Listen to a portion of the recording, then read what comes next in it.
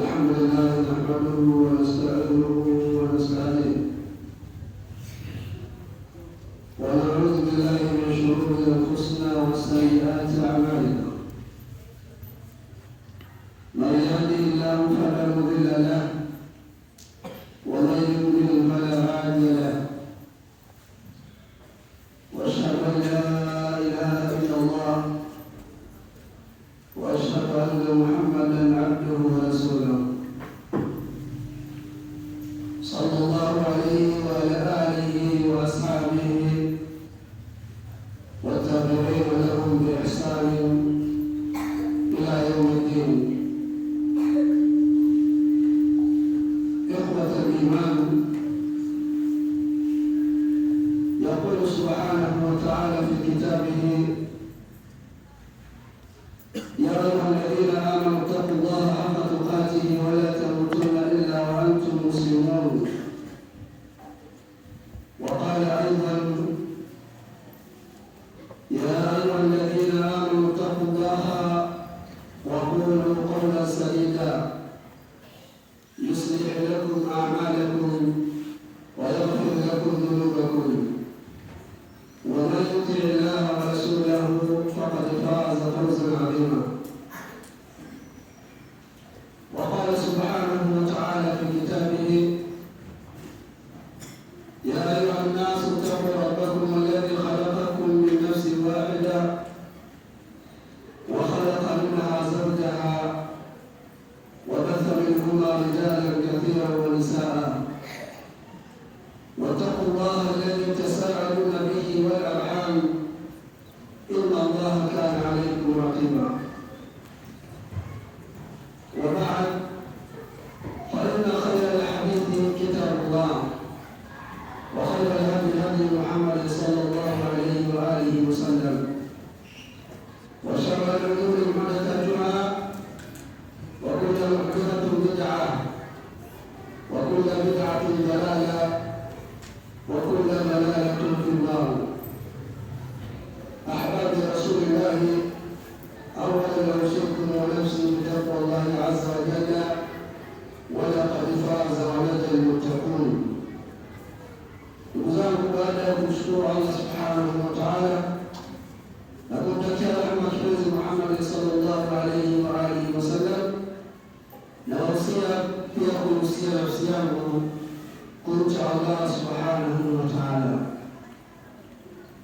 Kwa hakika wamefaulu wale ambao wametumia muda wao mwingi katika maisha yao ya dunia dhidi ya kumtumikia Allah subhanahu wa ta'ala. Siku ya Kiyama Allah subhanahu wa ta'ala atawapa stahiki yao kwa kile ambacho walikifanya katika maisha ya dunia. Ama unwani maudhuuna anwani ya maudhui yetu ya leo inasema takhsisu yaumi lmaulidi nabawi biihtifali addiniyi, kufanya hasa siku ambayo amezaliwa na Mtume sallallahu alaihi wasallama kuwa ni sherehe ya kidini. Hii ndiyo anwani ya maudhui yetu, kuhusisha siku ambayo amezaliwa Mtume sallallahu alaihi wasallama kuwa ni sherehe ya dini. Ndugu zangu, kwa nini tunazungumzia maudhui kama hii? Tunazungumza maudhui hii kwa sababu mbele yetu tunaendea kwenye tukio hili ambalo tunalipata linatangazwa katika mtandao, katika habari, vyombo tofauti tofauti,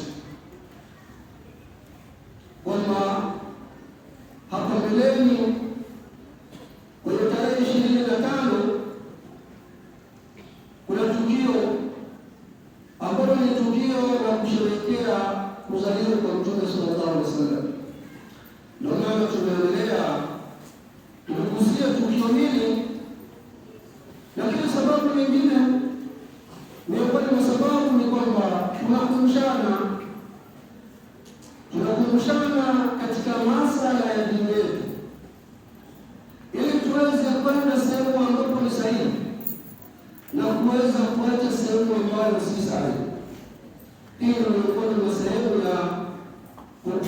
nayo miongoni mwa sababu katika sababu za kuzungumzia maudhui hii ya leo.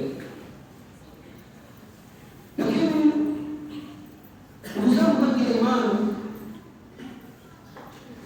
juu ya tukio lililoko mbele yetu kwenye tarehe 12 za mwezi wa Rabiul Awwal, tukiwa leo tuko kwenye tarehe 8 kama sijakosea, tuko katika tarehe 8 ya Rabiul Awwal, tarehe 12. Tukio hili ndilo ambalo huko linaadhimishwa, maana fihi ikhtilafu al-ulama, pamoja na kwamba kwa tarehe hii ambayo huwa wanaadhimisha, wanafanya sherehe ya kuadhimisha kuzaliwa kwa Mtume, wanachuoni wanatofautiana. Na wengine wamesema si tarehe hiyo ya tarehe 12 ya mwezi wa Rabiul Awwal, bali ni tarehe 9. Mtume sallallahu amezaliwa tarehe 9, sio tarehe 12. Wengine wakasema ni tarehe 11, wengine wakasema ilikuwa ni tarehe 17 za mwezi wa Rabiul Awwal. Hizi zote ni ikhtilafu. Lakini tukiachana na ikhtilafu za wanachuoni, je, ombolezo hili ambalo adhimisho hili ambalo tunaliadhimisha katika dini ya Kiislamu sahihi? Allah subhanahu wa ta'ala anasema katika aya kumwambia mtume wake, al-yawma akmaltu lakum dinakum wa atmamtu alaykum ni'mati wa raditu lakum al-islam dina. Aya hii wanachuoni wanasema mtizamo wa dalili ya aya hii ambayo Allah subhanahu wa ta'ala anamwambia mtume kwamba tumekukamilishia dini, tumetimiliza kwako wewe, kwenu nyinyi neema, na tumetimiliza dini, tumeiridhia dini hiyo Uislamu kuwa ni dini sahihi. Wanachuoni wanasema mtizamo wa dalili hii, anna dina qad iktamala, kwamba dini tayari imeshakamilika. Fala yasihu, haifai katika mtizamo wote ule, an tuhdatha,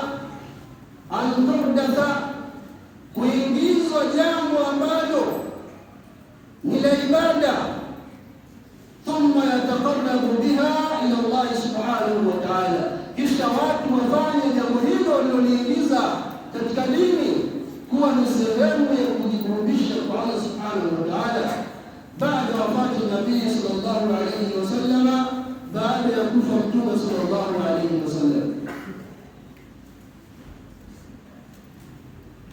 Hii ndio ilivyo katika sheria, na ndivyo wanachuoni wana msimamo huo, kwamba jambo ambalo Mtume sallallahu alaihi wasallam hakulifanya kuwa ni dini, leo hii haliwezi likafanywa kuwa ni dini.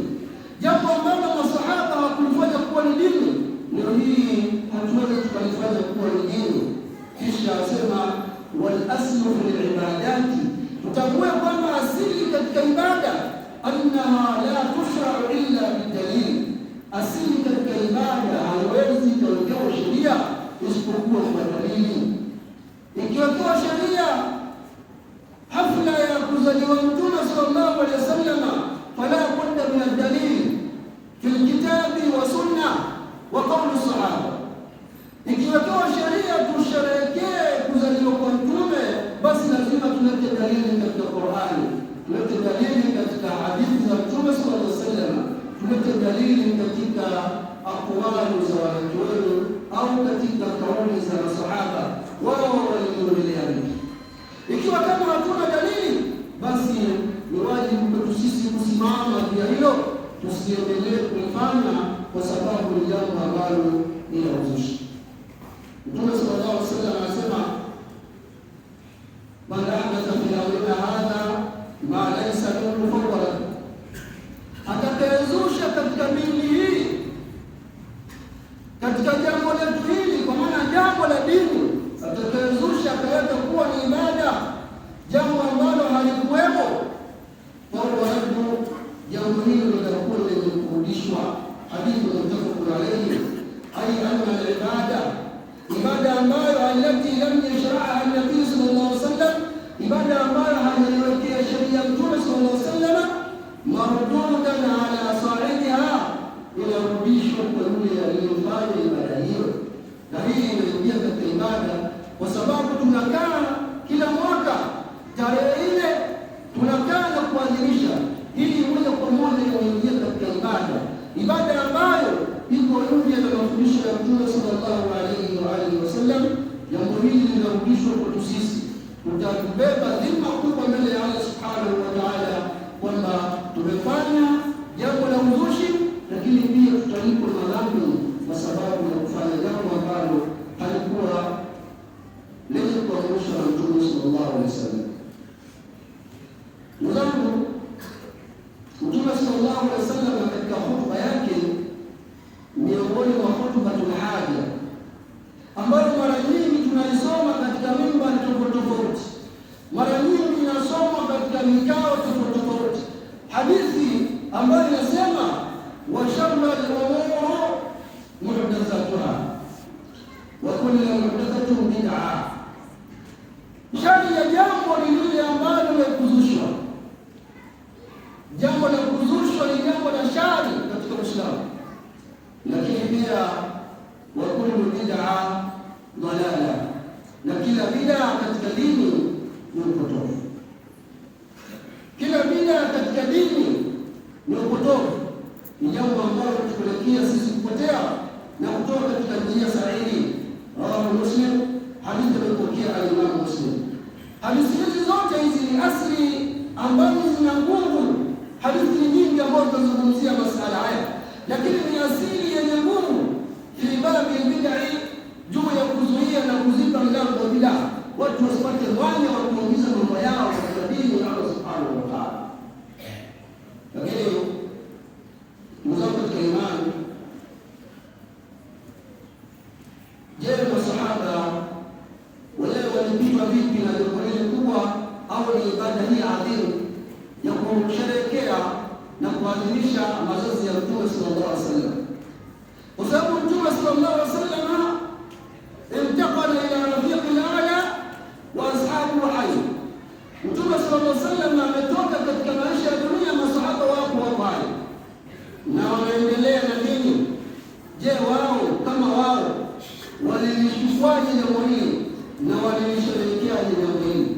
Mzao katika imani, lam yathbit, haijathibiti ala Abi Bakari, kutoka kwa Abu Bakar Siddiq, wala Umar, wala kutoka kwa Umar, wala Uthman, wala kutoka kwa Uthman, wala Ali ibn Abi Talib, wala kutoka kwa Ali ibn Abi Talib radiyallahu anhum, hasa Mwenyezi yao, wala sairi sahaba, wala masahaba wote, annahum aqamu ihtifalan, kwamba wamesimama kuadhimisha sanawia bi maulidi nabii sallallahu alaihi wasallam, kuadhimisha kila mwaka maulidi ya Mtume sallallahu alaihi wasallam. Haikudhibiti kwa hawa masahaba ambao ndio hivi leo dini imefika kwetu sisi kwa kupitia wao. Kwa hiyo na sisi pia tutachukua yale ambayo tumeyapata kutoka kwao, hatuwezi tukachukua yale ambayo hawajafanya hawa ambao ndio kigezo kwetu sisi. Tumepata dini na tumechagua dini kupitia wao. Hawa hawakufanya. Mwanadamu au Muislamu ndio hii anaanza kujiona kana kwamba ibada waliokuwa wakifanya hawa zilikuwa ni chache mno. Sasa yeye aongeze ibada zingine. Dini haiko hivyo. Dini inaenda kwa mtizamo ule ambao Mtume sallallahu alaihi wasallam amekuja nao.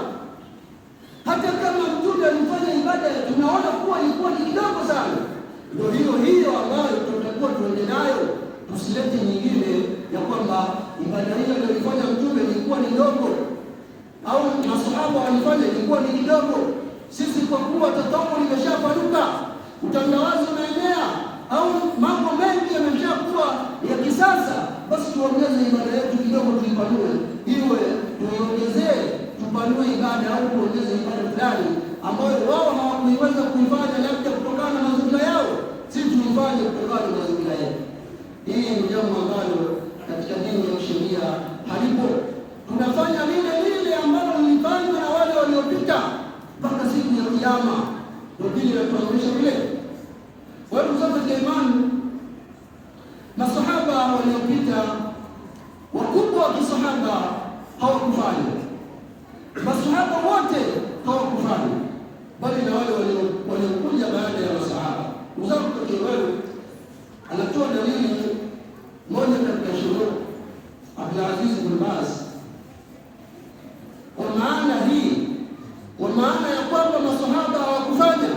Anasema hivi, inna nabiyya sallallahu alayhi wasallam lam yahtafil bi mawlidihi, Mtume sallallahu alayhi wasallam hakuadhimisha kuzaliwa kwake, wala khulafa'uhu ar-rashidun, wala masahaba au makhalifa wake waongofu hawakufanya, wala baqiyat as-sahaba, wala masahaba wengine waliobakia, wala tabi'in, wala matabi'i waliofuata baada ya masahaba fi al-qurun al-mufaddala, katika karne bora ambazo ni karne tatu alizosema Mtume sallallahu alaihi wasallam, khairul quruni qarni thumma alladhina yalunahum thumma alladhina yalunahum. Kwa hiyo ikiwa kama hawa hawajafanya, ndio anasema Sheikh Ibn Baz kwamba ikiwa kama hawa hawajafanya katika karne bora, basi na sisi pia hatuna nafasi ya kufanya katika karne zetu hizi ambazo si katika karne ambazo ni bora. Qala Sheikh al-Islam Ibn Taymiyyah, اتخاذ مولد النبي صلى الله عليه وسلم موسما لم يكن معروفا عند السلف. Kufanya kuwa mazazi ya Mtume sallallahu alaihi wasallam kuwa ni sehemu rasmi, tukio rasmi na kuadhimishwa kila mwaka, lam yakun ma'rufan inda salaf, ilikuwa ni jambo ambalo halifahamiki kwa wema waliopita, jambo ambalo halikufahamika kwa wale wema waliopita, walikuwa hawalijui kabisa. Lakini pia wa annahu law kana khairan, lau ingekuwa ni kheri, la kana salafu ahaqqun bihi, basi wema waliopita walikuwa wana haki zaidi kulifanya, wa asbaqu ilayhi, na wametutangulia sisi kulifanya. Wa hadha istidlal mabniyin ala qaida, dalili hii inajengewa juu ya kaida ya kwamba anna mahabbata an-nabii sallallahu alayhi wasallam la takunu biihdathi ibada, kumpenda Mtume sallallahu alayhi wasallam sio kumzushia mambo ambayo hakuyafanya. Kumpenda Mtume sallallahu alayhi wasallam sio kuzusha mambo ambayo hakuyafanya, walam yashaaha, na wala hakuyawekea sheria, wa innama takunu biitibaihi, bali kumpenda Mtume sallallahu alayhi wasallam inakuwa ni kumfuata Mtume sallallahu alayhi wasallam. Yaqulu Sheikh Ibn Baz anasema kwamba inna intifala bimaulidi bid'a, kwamba kuadhimisha na kusherehekea maulidi ni bid'a, liannahu lam yaf'alhu nabii sallallahu alayhi wasallam, kwa sababu hakufanya Mtume sallallahu alayhi wasallam wala sahaba wala khulafa'u rashidun wala qurunul mufaddala wala karne ambazo ni bora, hawakufanya hili. Kwa hiyo tutaingia katika bid'a, katika mlango wa bid'a, kwa sababu imeingizwa miongoni mwa sehemu ya ibada. Udhuru rabbakum al-maghfirah.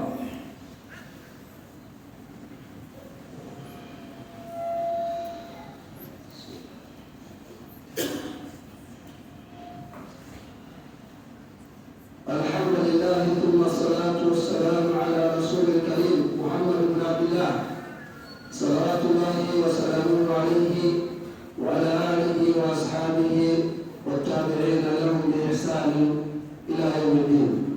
Ndugu zangu, kwa kumalizia hotuba yetu, kaifa takunu mahabbatu nabii sallallahu alayhi wasallam bi tariqati athabita.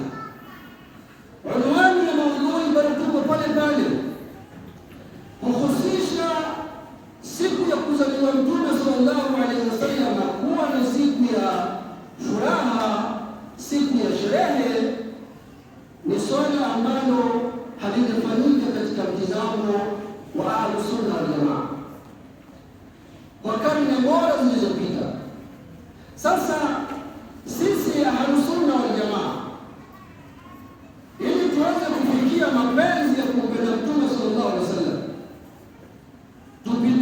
hatua gani ili tuweze kufika kumpenda Mtume sallallahu alaihi wasallam? Tutumie njia gani za kumpenda Mtume sallallahu alaihi wasallam, za kusherehekea kuzaliwa kwake,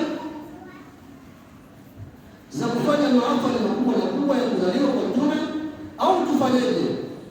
Njia ambazo Ahlusunna wameafikiana na ulamau wakadhalika salafu salih wameafikiana, njia ambazo zitakupelekea wewe kumpenda Mtume ni njia zifuatazo. Moja, ittibai sunnatihi, ni kufuata sunna zake. Wakifuata sunna za Mtume sallallahu alaihi wasallam, Mtume alikuwa akilala hivi, Mtume alikuwa akiamka hivi, Mtume alikuwa akitembea hivi, Mtume alikuwa akicheka hivi, Mtume alikuwa akifanya hivi. Wewe ukafuata mwenendo wa Mtume sallallahu alaihi wasallam, hayo ndio mapenzi ya Mtume sallallahu alaihi wasallam. Hayo ndio mapenzi ya Mtume sallallahu alaihi wasallam. Thaniyan, al-ikthar min as-salati was-salamu alayhi, ukithirisha kumswalia Mtume sallallahu alaihi wasallam na kumsalimia. Ukithirisha kumswalia Mtume sallallahu alaihi wasallam, Mtume sallallahu alaihi wasallam anasema rahima anfun, kwa hakika ameangamia mtu ambaye ametaja Mtume sallallahu alaihi wasallam falam yusalli alaihi, hakumswalia Mtume sallallahu alaihi wasallam. Sisi kumpenda Mtume sallallahu alaihi wasallam, idha dhukira nusalli ilayhi, akitaja Mtume sallallahu alaihi wasallam tunamswalia. Hiyo ni sehemu ya kumpenda Mtume sallallahu alaihi wasallam na njia ya kumpenda Mtume sallallahu alaihi wa alihi wasallam. Njia ya tatu, dirasatu siratihi, kufundisha sira yake, historia yake Mtume sallallahu alaihi wasallam fi jamii ayami sanawiya, kwa muda wote tufundishe mafundisho ya tabia na mwenendo wa Mtume sallallahu alaihi wasallam. Hivyo ni sehemu ya kumpenda Mtume sallallahu alaihi wasallam. Watu wafundishwe namna Mtume sallallahu alaihi wasallam alivyoishi, watu wafundishwe namna Mtume sallallahu alaihi wasallam alivyofanya muamala na watu, namna Mtume alivyofanya dawa, watu wafundishwe hivyo. Hivyo ndio kumpenda Mtume sallallahu alaihi wa alihi wasallam. Amma rabi'an, at-ta'atu awamirihi wa ijtinabi nawahihi, kumpenda Mtume sallallahu alaihi wasallam ni kutii maamrisho aliyoamrisha na kuepukana na makatazo aliyokataza. Ametuamrisha Mtume sallallahu alaihi wasallam tufanye kadha, tunatekeleza. Ametukataza Mtume sallallahu alaihi wasallam tuache kadha, tunaachana. Hiyo ni sehemu ya kumpenda Mtume sallallahu alaihi wasallam. Ukifuata maamrisho ukakatazika na makatazo, umempenda Mtume sallallahu alaihi wasallam zaidi. Lakini tano, ta'limi nasi hidayatihi wa akhlaqihi, lakini pia kuwafundisha watu mwongozo wake na tabia yake. Kana khuluquhu al-Qur'an, tabia ya Mtume ilikuwa ni Qur'ani. Tabia ya Mtume ilikuwa ni tabia ya Qur'ani. Kuwafundisha watu tabia ya Mtume sallallahu alaihi wasallam, hivyo ndio kumpenda Mtume sallallahu alaihi wasallam. Lakini akhiran, mwisho kabisa, kukithirisha kumswalia Mtume sallallahu alaihi wasallam yaumul Jumaa, siku ya Ijumaa kama hii leo, tukithirisha kumswalia Mtume sallallahu alaihi wa alihi wasallam. Hiyo ni sehemu ya kumpenda Mtume sallallahu alaihi wasallam. Akhiran, al-iqtidai bihi fi ibada, kumuiga katika ibada zake, wal-ihtilafi wal-akhlaqi, na katika tabia zake, wal-muamalati, na katika muamalati aliyofanya Mtume sallallahu alaihi wasallam, namna ya maisha yake alikuwa akiishi. Hivyo ndivyo kumpenda Mtume sallallahu alaihi wasallam. Ama kumfanyia maulidi, kumfanyia sherehe siku ya kuzaliwa kwake, hiyo haipo katika kumpenda Mtume sallallahu alaihi wasallam. Badala yake ni kwamba unamchukia Mtume sallallahu alaihi wasallam. Kwa sababu gani? Unamuingizia jambo ambalo hakulifanya yeye na ukalifanya kuwa ni dini, sehemu ya dini yake Mtume sallallahu alaihi wasallam. Tutaenda kusimamishwa mbele ya Allah subhanahu wa ta'ala, mbele ya Allah subhanahu wa ta'ala siku hiyo, na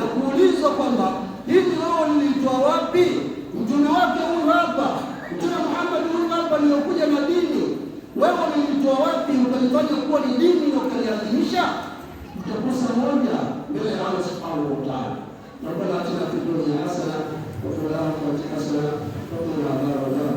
Rabbana ighfir lana wa li ikhwanina alladhina sabaquna bil iman wa la taj'al fi qulubina ghillan lil ladhina amanu rabbana innaka ra'ufur rahim. Rabbana inna Allaha ya'muru bil 'adli wal ihsan wa yu'ti dhil qurba wa yanha 'anil fahsha'i wal munkari wal baghi